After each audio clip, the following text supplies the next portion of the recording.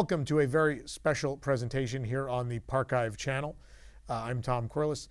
The reason we're releasing these videos to you now is this marks the 1-year anniversary of the closure of MuppetVision 3D at Disney's Hollywood Studios. If you're anything like me, it's been an emotional year missing this attraction, one of the greatest of all time and arguably one that never should have been removed. But 1 year ago, we had a tremendous honor to host several individuals from both the Jim Henson company side and the Walt Disney Company side who came together to create this indelible attraction. And what we're releasing today is all 4 of those presentations. So you're about to watch one of 4 presentations from that very special event that we called a glorious 3-day finale. And we hope you enjoy that. Now, if you enjoy these presentations, I want to let you know about a very big event and similar event we have coming up that's not focused on a single attraction, but a wide array of Disney attractions and parks all around the world. That event is called Way Back Wed, and it's happening October 2nd and 3rd at Disney's Contemporary Resort. This will be our largest ever gathering of Disney Imagineers and creatives from over the years. And we're going to talk about all sorts of topics from the Hall of Presidents, the American Adventure, Electrical Water Pageant, Main Street Electrical Parade, so many amazing topics. We have the Women of Walt Disney Imagineering. We're going to be signing their book. Bob Weiss, former president of WDI. The list goes on and on and on. You can see all the names, in fact, at waybackwed.com. But tickets are running out fast, especially our VIP package, which is nearly sold out. So this might be the last chance you get to pick up those tickets. But again, October 2nd and 3rd at Disney's Contemporary Resort in the legendary Ballroom of the Americas. We're going to have this event, and registration is open now. Now, you do have to be a WIGS member to register. So to do that, you have to go to patreon.com/WDWNT. Now, the good news is we've introduced a free tier of the WIGS program, so it doesn't cost you anything extra to register for the event. Now, if you do want a discount on your event registration, you can join at a paid level, and as you rise through the paid levels, the discount does increase, so keep that in mind. So with that said, we hope you enjoy this visit back to a glorious 3-day finale and the closure of MuppetVision 3D, and we hope we'll see you at our next event. Enjoy the show.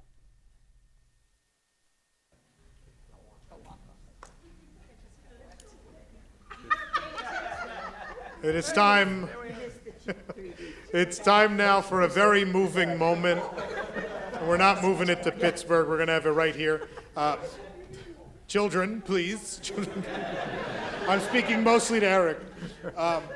Much like MuppetVision did over 34 years ago, we've united the Henson and Disney folks up here to reminisce on the impact and the legacy and the meaning to their professional career, their personal lives of MuppetVision 3D. So everyone you've already seen before is up here. Also, Heather Henson was nice enough to come up here and join us. Thank you so much.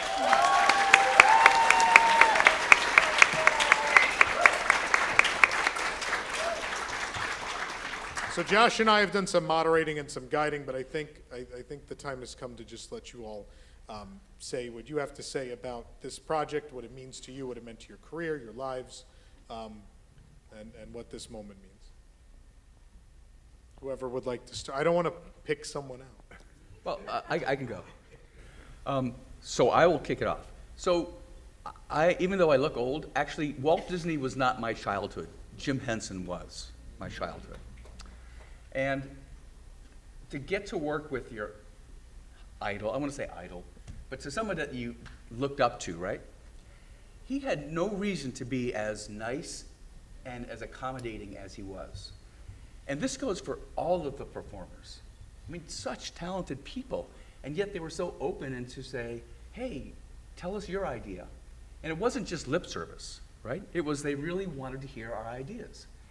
And so for me, it was like one of those moments where you get to work with somebody like on a Mount Rushmore of creativity. And you don't get to do that too often in this industry. So I just want to finish by reading 2 things from Marty Sklar. The first one was from May 31st to June 7th, we did exit surveys. You know, we want to know how you guys appreciate the attraction. And so all this was kind of, there's a lot of numbers in this, and I'm not going to share all the numbers because it's not necessary. But this goes to Michael Eisner, Jeffrey Katzenberg, Marty Sklar, Mickey Steinberg, Bob Weiss, goes to the executive team, right? Nearly 94% of the guests viewing MuppetVision 3D rated their enjoyment as excellent. Almost 6% rated it as good. So you do the math, it's 99.8% rated it either excellent or good. 99.8%. Now Marty, if you knew Marty, Marty had this really kind of dry sense of humor. And Marty would often send us red cards. He had these note cards and was always come in red ink. Sometimes they were good, sometimes they weren't. But you always had to respond to them. Marty wrote a note to all of us based on this report. He said, "Wow, what do we do about the other 0.2%?"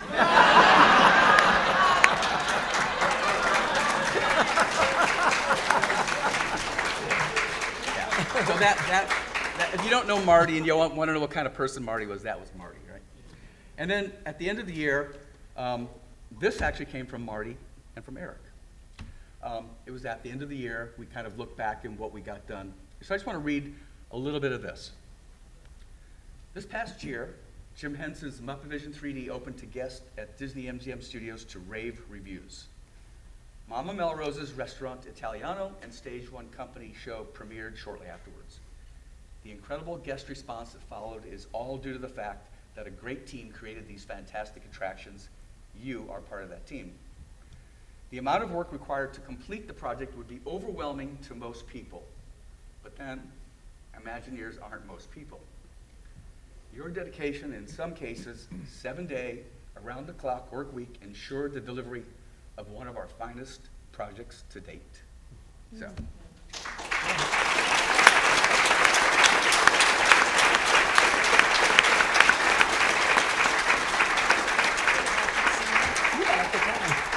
And it's funny in a way that you don't remember the 24-hour days. You remember standing at the exit listening to people say, "I want to do that again." That's what you remember. So, that's it. God, I don't think any of us need to say anything else. I know. How are we gonna top that? I mean, it was such a team effort. I was telling Josh before that, you know, you always have to remember the context of the time, you know, and it really was the beginning of this great partnership that was going to happen. We were opening this, you know, this is the first project that we were doing. We had to be on our best behavior. No, but we never were. But we really wanted, you know, Jim really wanted his vision to share with everybody. This is what Disney and Henson, this is what Henson can bring to the Disney organization. And I think, you know, the work stands for itself. And, you know, it was very much, you know, we came in and it was great to work with you guys, with Imagineering, because we felt like here we are, we're supported by people that are incredibly creative, that are wonderful at trying to figure out how to get something done.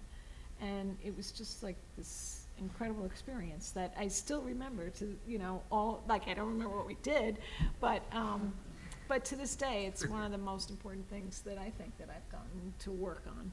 And it stands on itself. I mean, people just love it, and you can see this room here. Yeah. Like after all this time that people are here, it's just incredible. So that's all I'm gonna say. Yeah, I don't know anything, I can't think of anything to say. I really can't. And now I'm supposed to say something after saying that. I honestly don't, I'm speechless. God, it was just that, it's what Rita was saying, it was a magical moment in time when it was a new beginning that was about to happen. It was, either way, it ended up being a new beginning. Yes. You know, I mean, it did anyway. Yeah. But God, it was just all about to explode, you know? And then, you know, in many ways, everybody who worked with Jim was left to pick up the pieces and move on. And I'm just glad we did, you know? I'm glad we did. I sometimes define Jim's legacy a little bit different than a lot of other folks, I think, but I almost think of it as it's splitting hairs, I know, but I kind of think of it as a lineage, you know? I think he was at a stage because I was much younger than most everybody else there at the time. Well, we're the same age, but I'm talking about the other puppeteers, where he was kind of like, he was making his mark with a lot of people. He was mentoring a lot of people in a lot of different areas of the company and all around. And I just feel incredibly blessed and fortunate for that. Yeah, you know, I don't know, and we try to keep it going. You know, we just put one foot in front of the other and kept it going. You know, we had this, I remember Heather was there. We sat down at this meeting in Jim's apartment afterwards and said, you know, it was a true question. Are we going to keep this going? Are we going to do it? You know, and I think we kind of overwhelmingly said yes. You know. So, anyway.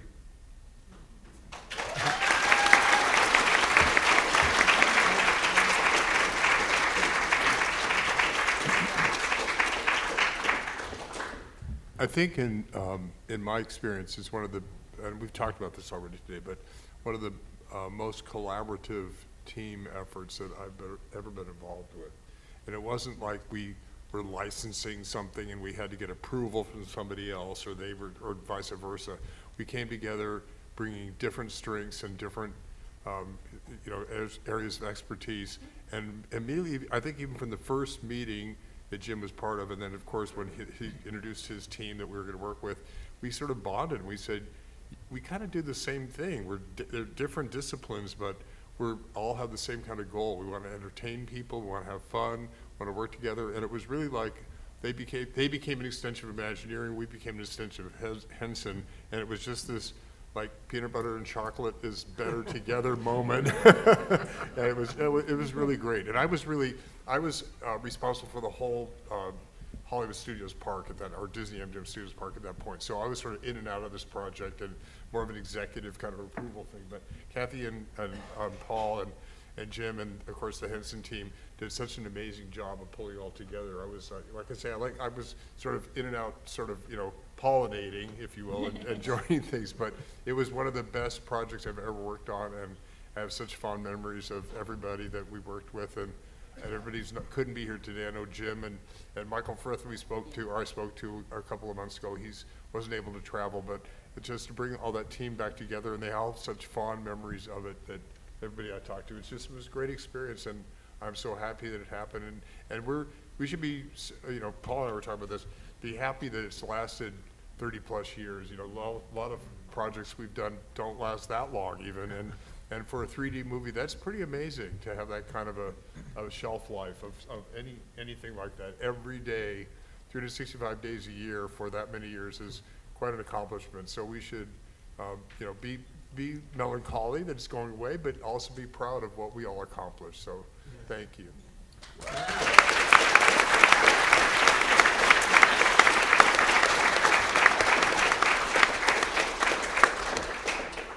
So MuppetVision was the first attraction that I was a show producer on. And so it was a new position for me. And I ended up with almost 45 years with Disney. And I will say that this MuppetVision was absolutely my favorite and my most important attraction for me. I think because we had an opportunity, because what Imagineering does really well is storytelling, and we had a mutual respect for the story that we were going to tell, and we wanted to bring the best of that story to our guests that we really loved and show that. And I will always remember the meetings that we had with the Hensons with Jim, is that he always was very encouraging, and like we were saying, he never said no to an idea. It was always, that's interesting, but we would like to go in this direction. And that was important for me as a show producer, working with through my entire career, is because you will have so many different ways to tell the story. What you need to do as a team is to come together under one story and do that really well. And I think that's what Jim Henson did really well, is see the vision for the story and have the entire team follow that story and make it the best it can be. And see, for me, not only was it an incredible guest experience for me and, you know, story, but as a life experience, knowing that, you know what, there are many ways to tell a story. It's not right or wrong. You just choose the one that you want to follow and make it the best it can be.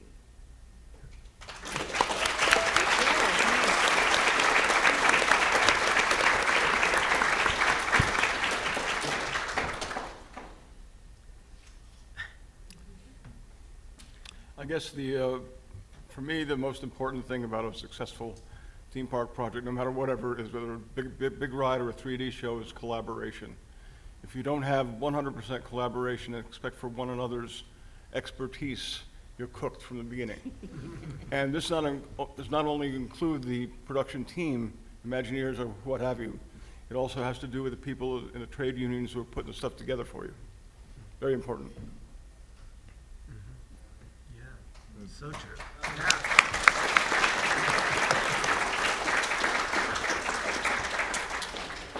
It was a great experience for me, and Jim chose to shoot on the Disney lot, and that was just, it was like the first time I'd shot on a Hollywood studio. I'd been to studios all over the country, but it felt so great, and you know, to ride the bicycle to the commissary and to see what was left of the old effects department that was still there, and see the old Hollywood.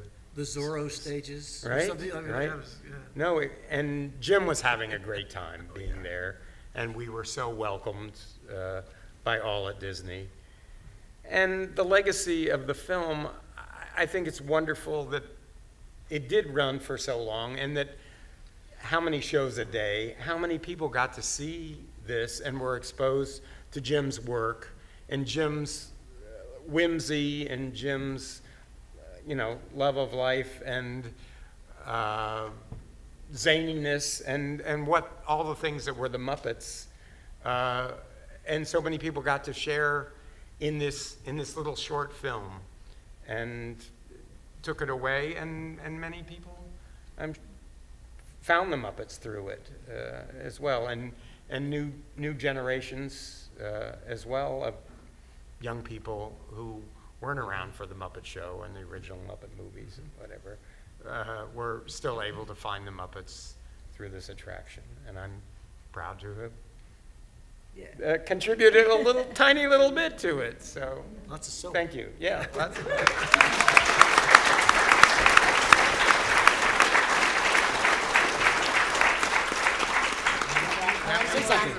Okay, I'm the last one. I didn't work on the film, but I can tell you that the parks and Orlando meant so much to my dad, and I came down here with my dad on that December, somewhere like, I guess it's the December before the making of the film, and that was a pivotal trip for me. It was important to come down here with my dad, and I came down here with my dad and John, and that having, my dad loved the parks, and having a rooted place here in the park meant so much to me, to be able to come and see this exhibit, to see the piece. But also, I had a big family reunion here, and I brought a ton of my family members, and we all gathered around that fountain. And just going to the park, going to the fountain, hearing all the Muppet songs being played in the speaker systems around there, and then going to visit, you know, of course, the 3D film, but also I loved going to the store. It always had such great collections of material. It used to have really good collections of Muppet products there. And there was a sign-in book that they had, a visitor sign-in book, and I would always write. I don't know where they are. I've asked many people, like, where are those sign-in books? Because I would fill them in, and I would like write long little notes and messages, because it was right after my dad passed. People would write love letters to my dad in these guest sign-in books, and I would always go there, and I would spend a while reading all of the passages people wrote, and then I would always write my own. And so having a location to come to for the fans to come to. I mean, I love Muppet fans. I think you guys are the best. There's like an energy that you guys have. It's a really, I think the Muppets have this kind of beautiful accepting of, you know, this the oddball community and an embracing of everybody. And so our fan base is really, really lovely. And I love that we had a place to come to, and have a place to come to here. But that fountain was a special place for me. Oh, nice.